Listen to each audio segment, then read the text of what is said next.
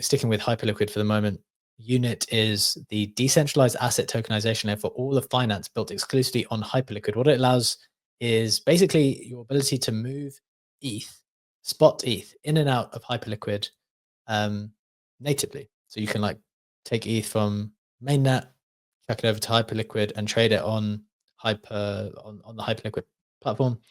And you can do the same with Bitcoin as well. So they've created a way for you to bridge your Bitcoin over from Bitcoin to Hyperliquid and then trade it. So this is a pretty big deal because if you think about it, if you think just for 1 second, where else can you buy spot Bitcoin? Like for all the things that you do on Solana, and yes, you've got this now Coinbase wrapped version of Bitcoin. That is how you get Bitcoin if you're on Solana, right?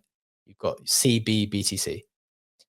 For ETH, you've got wrapped BTC, you've got other stuff, but on Hyperliquid, however they've built this out, and look, if you're a technical person, maybe you'd be able to explain some of the technicalities a bit more.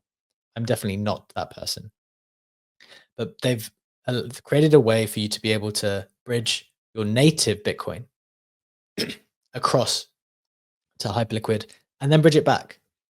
And the reason why that is important or valuable is it has the potential to become the main place and the easiest place to trade first and foremost just spot Bitcoin.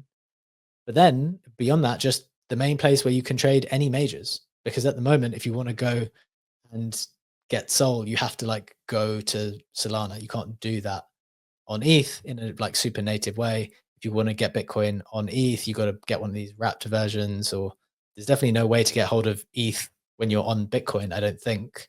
Whereas Hyperliquid is kind of creating this environment where you can just go in and out of any of these things all the time because they're all available. So I think that's super important. And then the other thing to note is I believe this so this is a thread that was shared about it not so long ago too, where they said the tokenization layer behind Hyperliquid's native Bitcoin spot ETH markets are capturing 50% of the fees.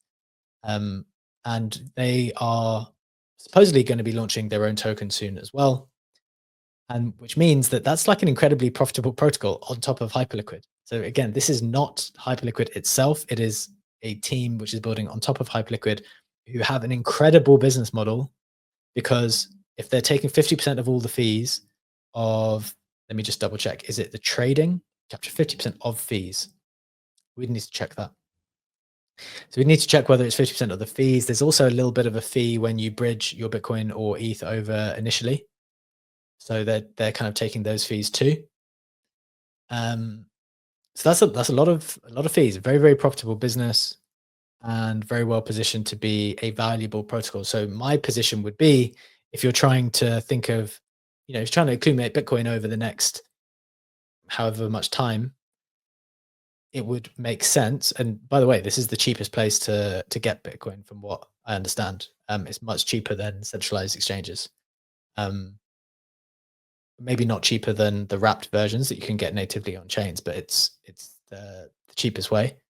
If you're going to do that, and if you trust Hyperliquid as an ecosystem, why not do it on Hyperliquid where this unit token is likely going to come? It's not guaranteed. It's not like 100%. That is what, just like all the usual caveats persist. But that is one of the ones that I think is very interesting as well. Something which I'm paying a lot of attention to and which I wanted to share with everyone today.